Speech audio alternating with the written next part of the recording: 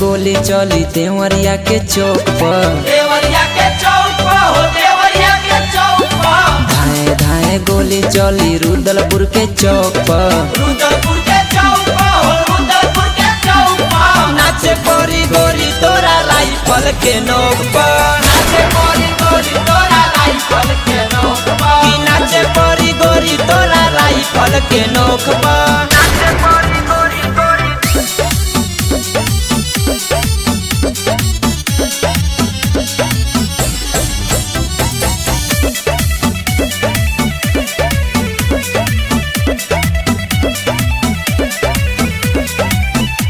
बैठी नजरिया नामी लावत दूर से, नाच देखे आइल बाड़े लइका गोरखपुर से।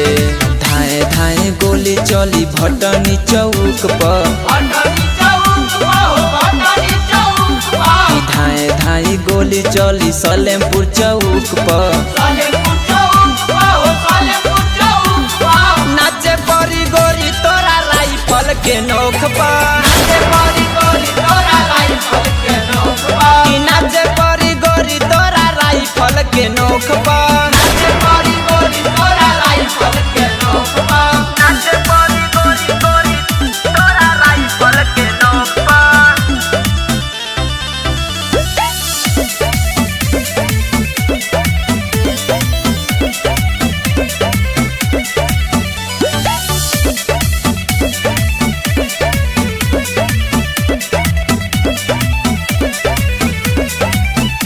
नाचय जान तुहा टाई के दुपट्टा, भीरी में आइल नइखो बान्हल बसाटा।